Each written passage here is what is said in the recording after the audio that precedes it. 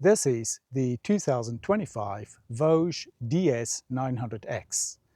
I've had this bike about 9 months now.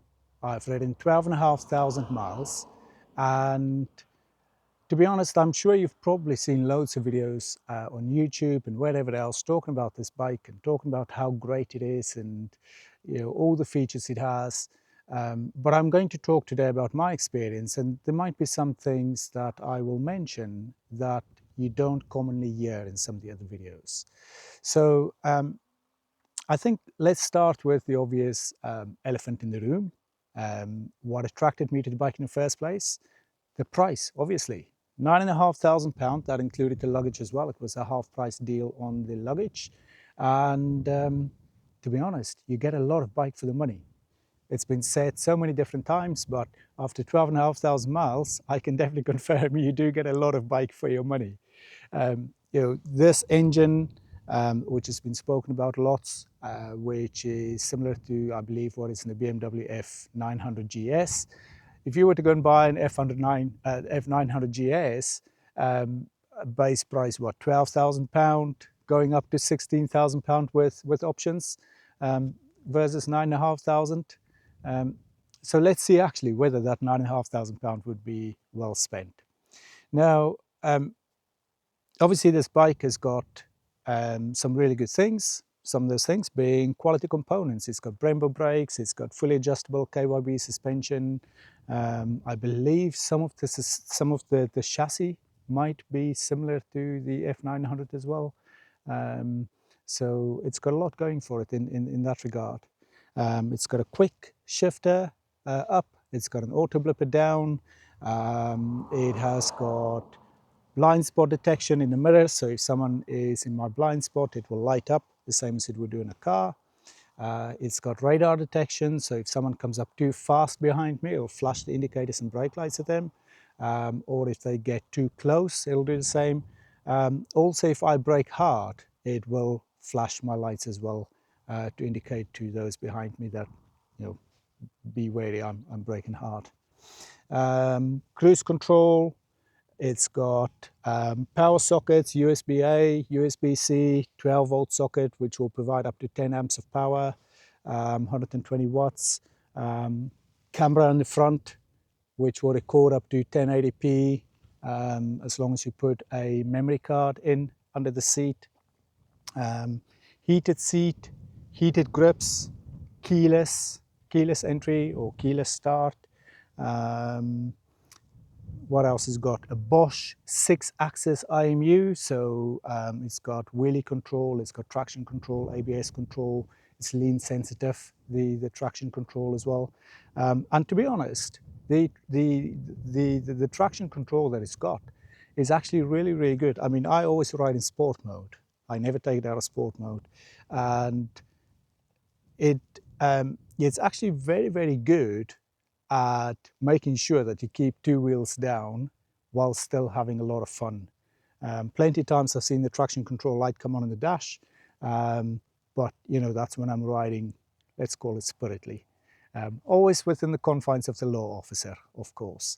But the traction control and wheelie control that it's got does work really, really well without spoiling your fun. What else has it got? Obviously it's got a lot of power. 900cc, it's got a lot of torque, 95 brake horsepower, I believe, just shy of 100, about the same as a torque figure as well. So very, very torquey. So let's talk a little bit about the riding experience, what I have experienced so far. Now, I should probably mention I've got some notes here because I've got quite a lot that I want to talk about. So hopefully it's a little bit windy. Hopefully my notes aren't going to start blowing away all over the place here. As much as I love the bike, it's not without its faults. And to be honest, some of those faults were more prevalent when the bike was newer. So for example, in the beginning, I didn't like the quick shifter at all. It was clunky. It didn't always work. Sometimes it would pause between gears, so I'd maybe go from, say, third to fourth, but I'd kick it up and it would pause halfway, which then would shoot the revs up, and then it would go into fourth. And actually the first time that happened was on the very first ride that I had out with the bike. So I just picked it up from the dealer, still getting used to it, used a quick shifter. I didn't know that it is better at that point. I didn't know that it's better in the higher gears. And I think I used it between first and second. And it, I kicked it, so I went in first, kicked it into second. The rev shot up, then went into second. I had a brown pants moment. It was quite wet as well. It was dark. Yeah, it caught me out. Let's just say that. Hasn't done that now for many, many thousands of miles. So that was only an issue at the beginning. Another issue that may or may not be quick shifter related. On occasion, it will jump into gear from neutral. So I'm parked up, maybe still sitting on the bike, engine on, I'm in neutral, and then suddenly, without warning, it will jump into gear. Normally second gear for me is what I've been able to see. That's quite disconcerting. Now, luckily, I'm in the habit, when I've got the bike on and I'm sitting in neutral, I always have my fingers on the front brake. I'm always pulling the front brake in, and it's just a habit I've been getting into over the years. So luckily, every time that's happened, the bike wasn't able to go anywhere. But if that wasn't my habit, the bike would have been off, it would have been over. Because it does catch you off guard. I've been told by the dealer that, so they spoke with MotoGB, and they were advised that it could be, or it's likely to be, when you switch on the ignition, the bike does a diagnostic set of tests, self-test, and it checks voltages and ranges and all sorts of things. And one of those things that it checks is gear positioning. So I've been advised that before I switch on the ignition, to have it in neutral. So when the ignition gets switched on, it's in neutral at that point, and that should solve it. It hasn't. So I haven't taken it back to the dealer yet to give them the good news, but yeah, that hasn't solved it. So it's happened once more since then. So not entirely sure why that happens. In the 12,500 miles, it's happened now, I think, 4 times in total. So it's not, it doesn't happen all of the time, but it is disconcerting when it does. What else have we got? In the beginning, this bike, especially when it was being run in, but still quite a bit after it was already run in, it would have a low speed jerk. It would be quite jerky at low speed. And that is now largely better. It's not 100% perfect yet, but it is quite a lot better than it was. The 2 things that seems to have solved it for me was one, when the dealer updated my firmware to the latest version. And let's have a look. The version that I've got on now is, I'll just go into the menu, and hopefully you can actually see that because it is quite bright here. If I go down to settings, I mean, I'm finding that hard to see myself actually. So I'll go down to vehicle, and I'll go in there.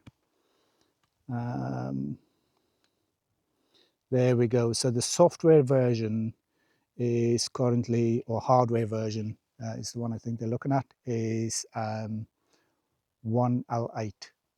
I don't know if you can actually see that. But with that software revision, that has made quite a significant difference. But like I say, it's not perfect yet, but it is better. The other thing that has helped is putting on miles on the bike. The more miles I put on, the smoother I felt it had become. And that's just in general as well. In the beginning, I thought the engine was really it felt industrial, if you know what I mean. It was just a bit rough. But again, as I put on the miles, that is really smoothed itself out. But the the low speed jerk, yeah, that is definitely a lot better. Okay, so I was a little bit disappointed actually, because this bike has got a heated seat, but it's only the front, it's not the back. And when I bought the bike, twice actually, before I picked up the bike, I asked the dealer to confirm, has it definitely got heated seat front and back? And twice I was told, yes, it has. When I picked up the bike, I found out, well, no, it's just the front, it's not the back. Of course, my pillion wasn't entirely happy about that, because one of the reasons why I wanted the bike is so that we could both have heated seat. You know, I'm not blaming the dealer for that, because obviously the bike was new to them. Even on the internet, the information was confusing. You know, I tried to look it up before I actually got the bike, and there was a lot of ambiguous information out there. So I don't blame the dealer for that, but it was disappointing nevertheless. A little issue that I've got, and I know that other people are experiencing a similar thing, is when I pull in the clutch, sometimes it feels like the clutch cable is snagging. Now, it's never caused an issue, but it's just like a click on it, and it feels like the cable is hooking. Doesn't do it all the time, only does it some of the time, but yeah, don't really know what's going on there. What else have we got? Handlebars. So the handlebar comfort in the beginning wasn't great. So I came from a V-Strom 650, and that bike was supremely comfortable. It was just so, I loved that bike. It was just so nice to ride. And the seating position was great. The seat was plush, comfortable. But with this bike, as soon as I started riding it, after a couple of hours, my arms and shoulders would get sore. Now, I have put on these bar risers. So you can see the bar risers there, and they've actually made quite a big difference. So I have now spent the best part of 24 hours on this bike in one go, and I don't get any pain at all. I know a lot of people complain on the internet and forums and so on, a lot of people complain about the seat being too hard. Personally, I don't find that's an issue. You know, I probably prefer a slightly harder seat anyway for a bit more support, but I've never really had issues with my bum getting sore on this. Slight issue that I've got on occasion, it would fail to detect my key. Now, it doesn't cause an issue. I can still start the bike. It still picks up that the key is there, but it just comes up as an error code on the dash, and it just says that error, the key is not detected. Not sure why that is. Might just be maybe my battery needs replacing the key fob or something. It doesn't do it all the time, but it has done it since the beginning. So I don't know whether it would be the battery. I haven't replaced the battery yet because, like I say, it's not actually causing an issue. But I'll probably replace the battery and then see whether that solved it. Sometimes I get an engine management light that comes on, and normally, if the engine management light is on, you can go into the menu in the settings, and you can see what error code is causing that. But with this particular issue, the engine management light comes on and there's no fault code. So I've taken it into the dealer previously because of that.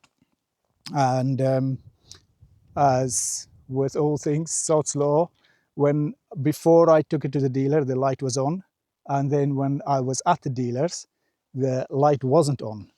So they plugged it in anyway. They had a look, they couldn't see anything wrong with it, but the light wasn't on at the time. So what they advised is, they said, look, if it comes on again and you happen to ride past, just bring it in, we'll plug it in then. It has come on since, but I wasn't in the vicinity of the dealer, so I couldn't take it in. It's not on at the moment. So yeah, not really sure what's causing it, although I have a suspicion that obviously with this bike, it does require E5 fuel only. Now, E5 fuel isn't always available. If you're from the UK, you'll know that. If you ride a lot, you'll probably know that. There's many garages that just don't have E5. And on occasion, I mean, if I'm on the motorway and I stop at services for fuel, which I hate doing because I might as well chew my arm off every time instead, they'll be more enjoyable. But at services, because it's just that expensive, I don't put E5 in, I put in E10. But I think it might be related to running E10 when E5 isn't available. There's not a direct correlation, so it's not a case of you put E10 in and then 5 minutes later the light comes on.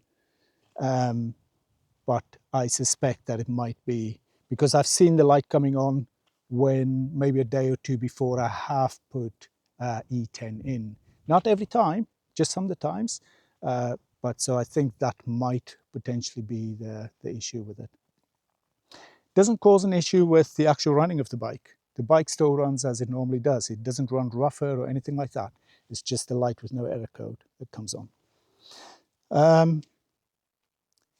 This is actually a good thing, but I've seen quite a few people complain about the longevity of this chain. Now, I have now done 12,500 miles, as I've said, and I have still got the original chain on.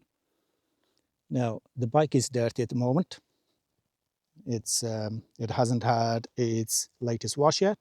But yeah, 12,500 miles and I'm still on the original chain. Now that chain is going to replace next month.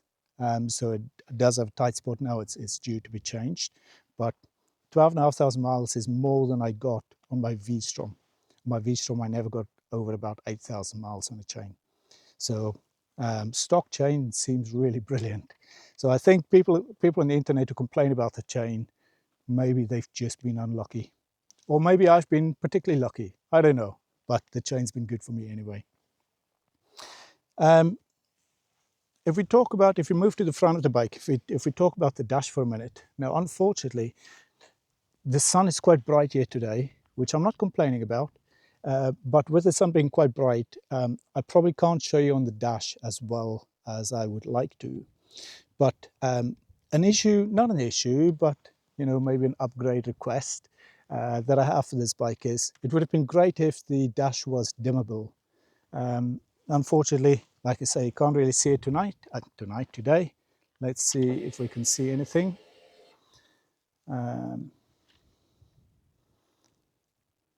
So there we go. Yeah, you can't really see it too well at the moment, but that dash is actually quite bright. And when you're riding at night, it's a little bit too bright for my liking. So it would have been helpful, it would have been useful if the dash was dimmable. And it doesn't even need to have a light sensor in, so it can automatically dim, even if it was just a little switch or something on the side, a manual switch or whatever, just to be able to dim the dash. It's a stupid thing, but obviously with it being a Chinese bike, you're probably bound to get things like this. You might know about this issue already. I didn't really know about it until someone mentioned about it, and then I went, oh, let me check on my bike, and now I can't unsee it. But it's quite easy to miss. But this bike doesn't work in miles; it works in MLIES, M-L-I-E-S instead of M-I-L-E-S. So hopefully you can see that okay there.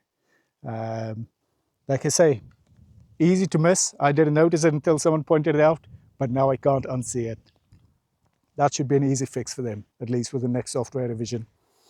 I've had a fault code a couple of times, actually more than a couple of times, probably 4 or 5 times now, where the tire pressure sensors would stop working. It comes up as a code, one for the front, one for the back on the dash. And then I would just have red indicators where my normal tire pressures would be. But yeah, it would just stop working, and then after some time, it would just come back by itself again. Not sure why it does that. Maybe it's some dirt or whatever. I mean, there shouldn't really be dirt in the sensors, but I don't know. But the tire pressure sensors on occasion does stop working. Another issue I've had with the tire pressures, the sensors, is there was as this happened once or twice now, where I've ridden, and then suddenly my rear pressure on the dash would just climb to the point where it then says, basically, you know, it's in red. It basically says, you know, this is now dangerous. It climbs to like 48 psi, 49 psi, and it says, you know, you need to stop and sort it out. But I have stopped and looked at it, and my tire pressure wasn't that. So not sure why it's climbed like that. Now, your natural instinct might be, well, maybe it was a hot day, and you know, I had the bike loaded up and stuff. And yes, it was loaded, but it was actually in the middle of the night. It was about 11 o'clock at night, the first significant one, and it was cold as well. There was like cold, sleety rain. So you know, there wasn't external factors that would have made the tire pressure climb like that. So yeah, not really sure, but sometimes this bike does just have little gremlins like that, that sort of comes and then goes again, and you may or may not see it ever again. What else? This is quite an annoying thing, actually. So I get less range on a tank of fuel with this than I used to do on the V-Strom. The V-Strom was more economical, 650, and you know, I could get, if I ride gently, I could get 70 plus miles per gallon. Normally I probably got sort of mid 50s on it. With this, and I would get probably about 220 miles out of a tank, 240 if I rode gently. With this, I only get about 180 miles out of a tank. So it means I stop a lot at fuel stations. You can do the maths after 12,500 miles, you know, divide that by 180. How many times have I stopped now over the last 9 months? But every time when I stop, I reset my trip counter. So obviously, so I can keep track of how many miles I've done, you know, and I've got a fair idea of how much petrol I've got left. So I don't have to rely on the non-linear fuel gauge that much. But every time when I stop at the fuel station and I want to reset my my trip meter, I've got to be on this main screen. Then I've got to press right. So this is on the dials here, 4 buttons. So press right, which is enter. That takes me into settings. And really, I don't know if you're going to see that, but hopefully. So that takes me into settings. Then I've got to press right again. Then I've got some options. The first one I've got is language. Then I've got unit. Then I've got trip reset. Then I've got to press enter and then OK. And if I pressed OK now, that would reset my trip. Now, every time I stop at the fuel station, I don't want to check or change my language, and I don't want to change my units.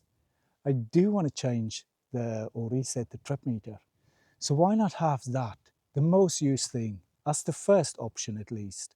So you don't have to flick through the menus just to go and reset your trip every time. It's just a daft little thing, but it annoys me. It really does annoy me. And it's because it's just badly thought out. So Voge, MotoGP, whoever, if you're listening, please just fix that. Another thing which is quite annoying as well is, so let's see if this will work. What I am going to do is I'm going to connect my my navigation app, which is the Carbon Ride app, which I know a lot of people obviously don't like, but it's the one that I use the most actually on this bike. It has got its faults, which I'm going to talk about in a moment. But I'm going to connect the Carbon Ride navigation app, and then I'll show you something that is just, again, it's just bad design. Okay, so I think what I need to do for this though is I need to start up the bike. So hopefully he's still going to be able to hear me. But if I start this up,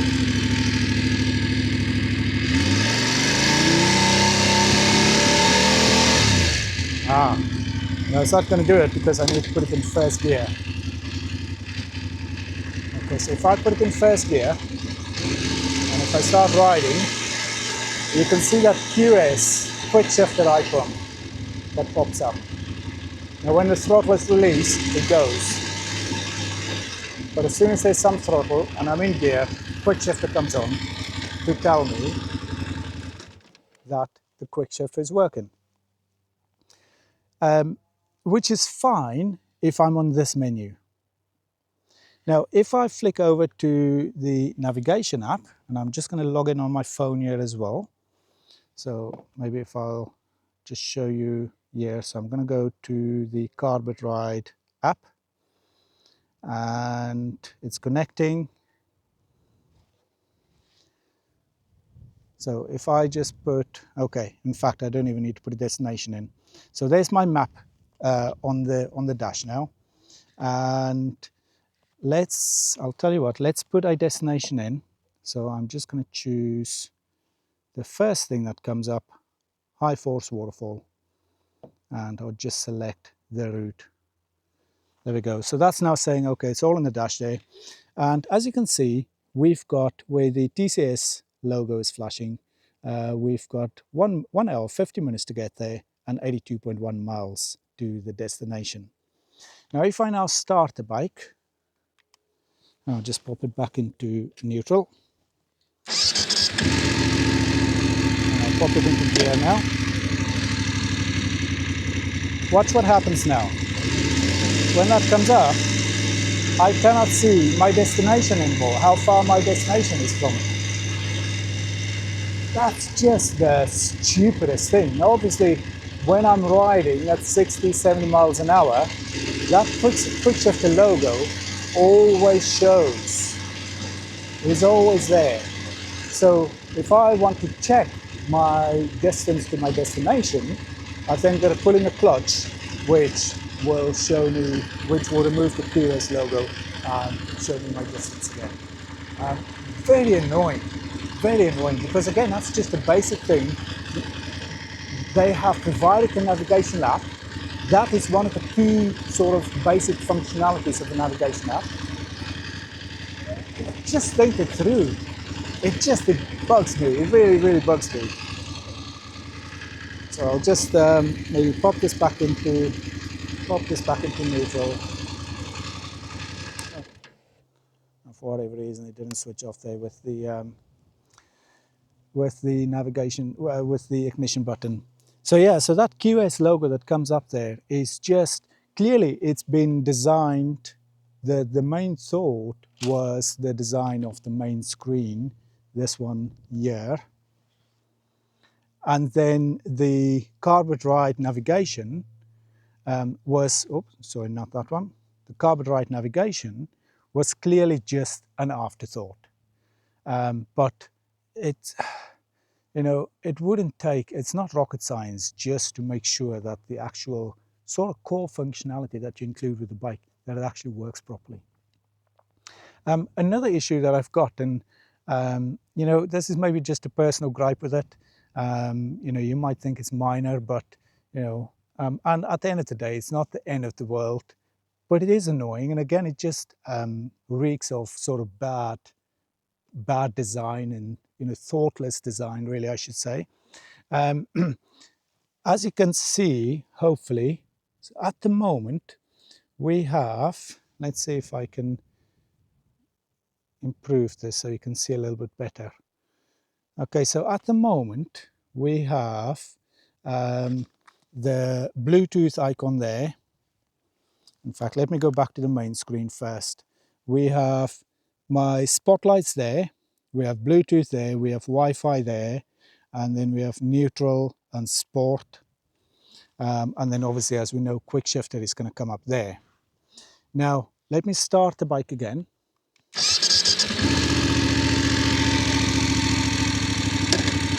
Pop it into gear. I'm going to just put on my high beam. As you can see, my high beam light is now there. And sort of everything is tucked away, out of the way for the most part. If I flick it over to the map app, everything is now moved. So now I've got Bluetooth there, I've got my high beam there, I've got sport there, I've got the QS, which we know is going to cover up my distance. I've got Wi-Fi there, I've got my spotlight's there, and everything is just moved all over the place. Now, if your eye is trained to look for the blue icon, let's say for the high beam, if it's trained to look for it there, and then you flick over to a different screen and it changes to a different place, it's just annoying.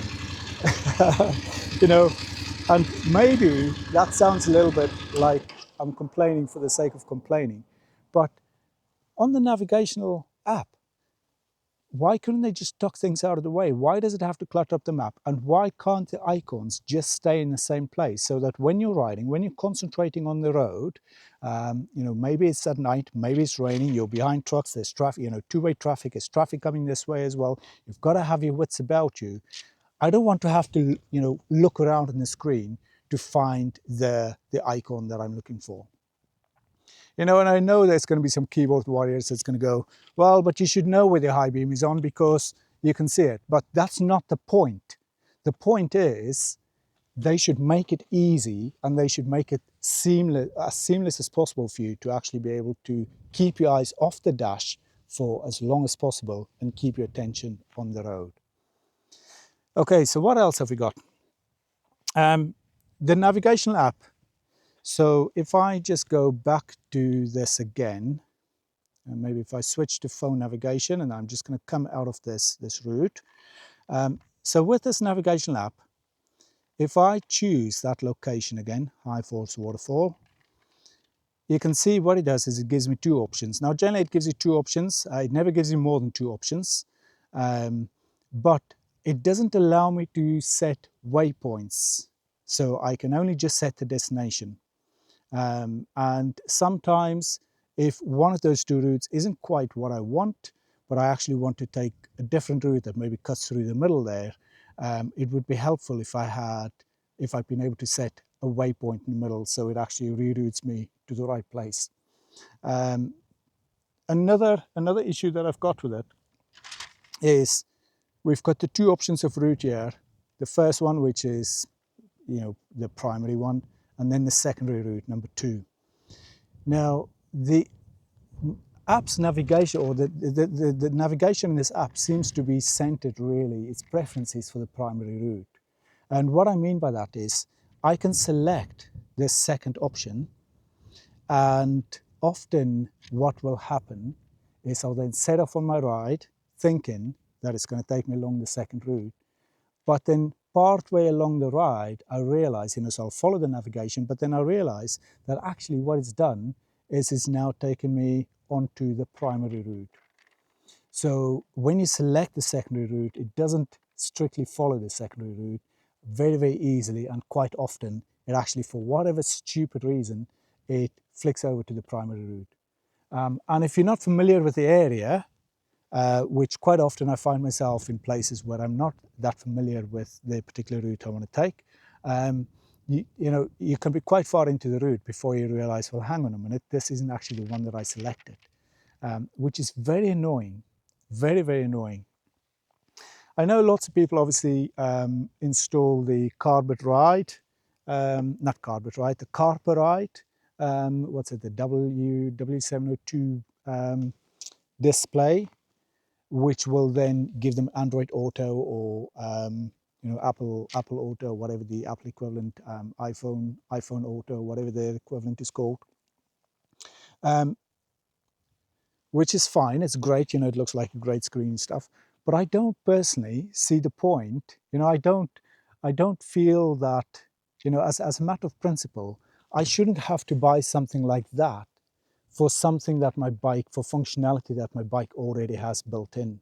You know, I shouldn't have to override the functionality on the bike because the functionality on the bike is, you know, pretty crap. Let's be honest. So yeah, that's frustrating, you know. And at the end of the day, you know, when I've got my phone on the Cradlier, which is wireless charging as well, you know, if I wanted Google Maps, I can just get Google Maps on there, or I can also mirror Google Maps to the dash as well. The downside to that is if my phone screen goes off, then the dash goes off as well. So I do have those options if I really needed to use Google Maps in a pinch, but it would be just so much better if the navigational system that they provide with the bike actually just did the basics right. If it just worked, do what you expect the navigational system to do. Waypoints, and if you select a route, that's the route I want to take. Don't take me along another route. So what else do we have? In the beginning, and this was before the firmware update, I had an issue where with the navigational app, it would take me along my route, I'd be riding along quite happily, and then suddenly it's like it freezes, so it would stop updating my position, but then also really weirdly, the navigational app, so on the screen, it would then start rotating like that. The whole screen, the map would start rotating like that. So my position wouldn't change and the screen would just go like that. And then I have to stop and I have to reset the thing, and then it works fine again until the next time. It's done that quite a few times, but since the software update, that's been fine. I haven't seen any issues like that. Another thing which has been fixed with the software update as well is it reconnects more easily now. So if I've maybe stopped, if I've got the navigation on, the carbon right, and I have stopped and then moved out of range with my phone from this and then come back into range, it would reconnect more easily. It's still not working perfectly, but it is working better than it did. This is a little bit annoying. So we've got our main screen, and if I press up, we've got the navigation. I'm just going to go back, and then I'm going to press down, and then we've got this screen here. Now what this screen allows me to do is see the navigational sort of aspect. If I press up on the 4 buttons here, that works via Wi-Fi. So it creates a Wi-Fi network with the phone, and that works via the Wi-Fi. But this bottom screen, and I'm saying bottom screen because you have to press down to get to it, this works via Bluetooth. And what it really, in theory, allows you to do is the navigation that I use currently is through the Carbet Ride app. But the Voge app also has navigation included as well, but you need a token for it, and that was actually the original navigational system that that Voge supplied with this bike, and then they made it better with screen mirroring and stuff. But so this is what you get via Bluetooth connection. Now I can't really say that anybody would connect via Bluetooth in this way once you've got the Wi-Fi connected. My phone is connected via Bluetooth, I still get calls and it will show me on the dash and all sorts of different things. So I've got Bluetooth, but this uses specifically the second Bluetooth connection. The bike has 2 Bluetooth connections. And it's completely pointless. So really what I'm stuck with at the end of the day is I'm stuck with this screen, which takes up a whole sort of navigational sort of step there, if that makes any sense. That is just pointless, it's just useful. That to me would be far more useful, as a rider, would be far more useful if it maybe showed me some general information about the bike. So maybe stuff like this. If I go into the settings here and I go to my vehicle, you can see I've got loads of stuff here. So I've got battery voltage and water temperature and miles to my next service, and how long I've been riding today, and tire pressures and all of these different things, tire temperatures, ambient temperatures, temperature. So something like that while I'm riding would have been more useful, because I can't get that screen on while I'm riding. I can, in theory, have that screen on while I'm riding, but I need to switch to it while I'm standing still, and then if I set off, that screen will stay on, and then I can check my voltages and stuff. But then if I've come off it and I want to go back on, I need to stop again. But yeah, just something more useful with that bottom screen, because it's that functionality, let's call it that, is completely and utterly pointless. Okay, so what other things have we got? The buttons here. So in the beginning, when this bike came out, a lot was said about the fact that it's got backlit switchgear. And it does, but it's only those 4 buttons. So the rest of the switchgear isn't backlit. Now, that night when I picked up the bike, you know, as I've already mentioned, it was dark, it was a bit rainy, and I was riding along a major road in the northeast, the A19, and I was sort of, you know, playing about with things and trying things out, and I was trying to get to my mode button. Now, the mode button is that one up there. However, with my thick winter gloves on, not being used, you know, not having that muscle memory yet and stuff, I went and pressed the mode button. But instead of pressing the mode button, what I actually, by accident, pressed was the kill switch on the A19 at 70 miles an hour in the dark and wet. And let me tell you, when you suddenly do that and not expect it, it does put the fear of God into you a little bit. So I accidentally killed the bike, but my first reaction was not that I pressed the kill switch. My first reaction was, oh, there's a problem with the bike. You know, everything is now gone off. You know, I pulled over to the side. There were cars behind me. Luckily, you know, I was okay. But yeah, my first reaction was, oh, you know, there's something wrong with the new bike. And then you know, I'd pulled over and then I'd realized, oh, actually, I'd killed it by the kill switch. So the point of all of that is backlit switch gear across the other switch, you know, backlit buttons across the other switch gear would be very, very useful as well. So another sort of gripe with it is the fact that this button here, so this one, which is the high beam button, so press it forward for high beam, press it in for, you know, flashing temporary high beam. That button is actually, it sort of feels quite loose. It's very, very easy to press. And also where it is, its placement, when you've got thick gloves on, it's very, very easy to knock that button forward. And then you end up riding in high beam. And I've done that a lot in the beginning, not really now anymore, you know, because with muscle memory, I'm sort of more conscious of it now. But in the beginning, I knocked that high beam button all the time, literally all the time.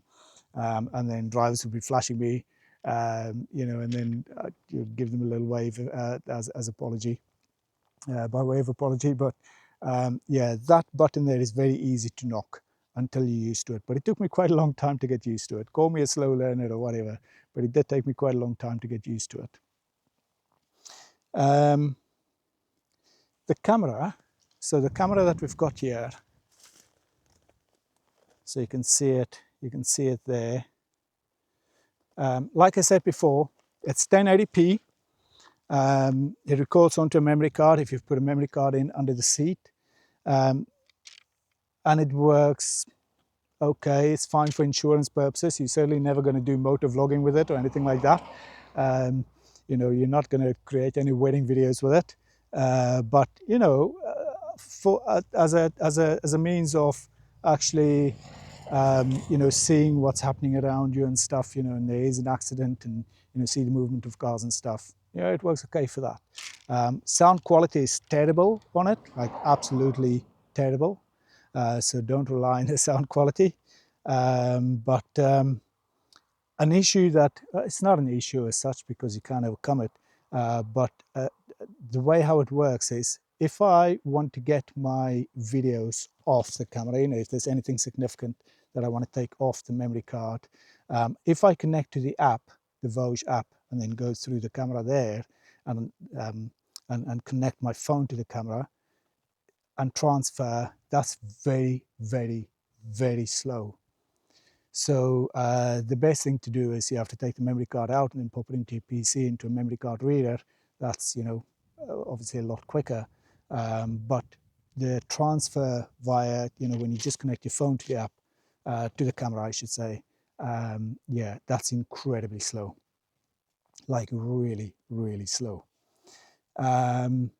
Speaking of that app, actually, so I upgraded my phone a little while ago, and on my old phone, the camera connected fine to the Voge app, and I could see the live view through the app, but I can't see that now. And I've tried all sorts of different things, and I can't. It shows that it connects and everything, but it doesn't show me a live view anymore. So I'm not really sure what's going on there. Not the end of the world. It doesn't really bother me that much because it's not something I actively use. But yeah, it's just it's like what I found with a lot of things with this Chinese software. It's just little niggly things that you just think it should work, but it sometimes just doesn't. You know, so mechanically, it's a great bike. Obviously, they have to save money somewhere, and I think where they're saving the money is in the software. Um, Hopefully, with future revisions, you know, more things can get fixed and resolved. But yeah, that's clearly where they're saving a lot of their money. If we talk about the bodywork just for a moment, the stock windscreen that comes with this bike was very, very noisy. So I've actually got a power bronze screen on here, and it is better. It's made a difference. I could have got a taller screen, and in hindsight, I think the taller screen would have been even better for me, because this at times is still too noisy. But there was a compromise between the quietness and looking like a complete fool, because I thought the tall screen, I actually ordered one at first, and it sort of came up to there probably, and it just looked sort of wrong.